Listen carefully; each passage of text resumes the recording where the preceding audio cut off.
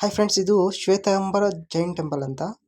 So ಇಲ್ಲಿ ನೀವು ಹೊರಗಡೆ ನೋಡ್ತಾ ಇರಲ್ಲ, ಇಲ್ಲಿ ಚಪ್ಪಲಿ ಸ್ಟ್ಯಾಂಡು. ಸೊ ನೀವು ಇಲ್ಲಿ ಚಪ್ಪಲಿನ ಬಿಟ್ಬಿಟ್ಟು ಹೊರಗಡೆ ಬಿಟ್ಟು ನೀವು ದೇವಸ್ಥಾನದ ಒಳಗಡೆ ಹೋಗ್ಬೇಕಾಗುತ್ತೆ. ಸೊ ಇವಾಗ ನೀವು ನೋಡ್ತಾ ಇರೋದು ಹೊರಾಂಗಣ. ಇದು ಅಲ್ಲಿ ನೋಡಿ, ಇದು ದೊಡ್ಡ ಆರ್ಚ್ ಕಾಣಿಸುತ್ತೆ. ಆರ್ಚಿನ ಒಳಗಡೆ ಬಂದರೆ ಈ ಥರ ಪಾರ್ಕಿಂಗ್ ವ್ಯವಸ್ಥೆ ಎಲ್ಲ ಇರುತ್ತೆ. ಇದು ಕಾಂಪೌಂಡಿನ ಒಳಗಡೆ ಇದು, ಓಕೆನಾ. ಸೊ ಈ ಒಂದು ಟೆಂಪಲ್ಲು ಜಸ್ಟ್ ನಾವು ನಿನ್ನೆ ಒಂದು ಟೆಂಪಲ್ಗೆ ಹೋಗಿದ್ದಲ್ಲ, ಆ ಟೆಂಪಲಿಂದ ಜಸ್ಟ್ 200 ಮೀಟ್ರ್ ಡಿಸ್ಟೆನ್ಸಲ್ಲಿ ಈ ಒಂದು ಟೆಂಪಲ್ ಕಾಣಿಸುತ್ತೆ. ಸೊ ಆ ಟೆಂಪಲಿಗೆ ಬಂದರೂ ಈ ಟೆಂಪಲ್ ಕೂಡ ಬರ್ಬೋದು, ಜೈನ್ ಟೆಂಪಲ್ಗೆ.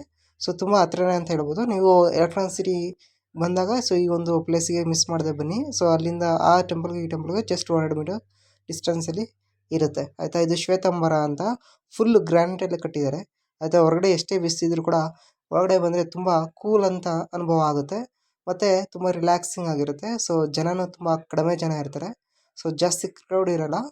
ಸೊ ಯಾರೆಲ್ಲ ಸೊ ವೀಕೆಂಡಲ್ಲಿ ಅಥವಾ ರಜದ ಟೈಮಲ್ಲಿ ಸೊ ಒಂದಿನ ಟೈಮ್ ಸ್ಪೆಂಡ್ ಮಾಡಬೇಕು ಅಂತಂದರೆ ಫ್ಯಾಮಿಲಿ ಜೊತೆ, ಸೊ ಈ ಒಂದು ದೇವಸ್ಥಾನಕ್ಕೆ ಬರ್ಬೋದು. ಸೊ ಇಲ್ಲಿ ಆರ್ಕಿಟೆಕ್ಚರು ಮತ್ತು ತುಂಬ ಚೆನ್ನಾಗಿ ಕೆತ್ತಿದ್ದಾರೆ ಅಂತಲೇ ಹೇಳ್ಬೋದು.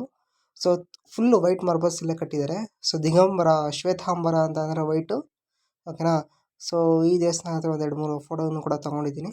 ಸೊ ನೋಡಿ, ಹ್ಯಾಪ್ ನಿಮಗೂ ಇಷ್ಟ ಆಗುತ್ತೆ ಅಂತ ಅನಿಸುತ್ತೆ. ಮಿಸ್ ಮಾಡದೆ ನೀವು ಕೂಡ ಈ ಒಂದು ದೇವಸ್ಥಾನಕ್ಕೆ ಹೋಗಿ ಬನ್ನಿ. ಇದು ಜಸ್ಟ್ ಎಲೆಕ್ಟ್ರಾನಿಕ್ ಸಿಟಿಯಿಂದ ಒಂದು 5-6 ಕಿಲೋಮೀಟ್ರು ಆಗುತ್ತೆ. ಹೊಸೂರು ಮೇನ್ ರೋಡಲ್ಲೇ ಸಿಗುತ್ತೆ. ಸೊ ನೀವು ಹೊರಗಡೆ ಏನೂ ಹೋಗಬೇಕಾಗಿಲ್ಲ, ಜಸ್ಟ್ ಮೇನ್ ರೋಡಲ್ಲೇ ನಿಮಗೆ ಈ ಕಡೆ ಸಿಗುತ್ತೆ. ಸೊ ಗೂಗಲ್ ಮ್ಯಾಪ್ ಹಾಕ್ಕೊಂಡು ಲೊಕೇಶನ್ ಮುಖಾಂತರ ಈ ದೇವಸ್ಥಾನ ಹತ್ರ ಹೋಗಿ.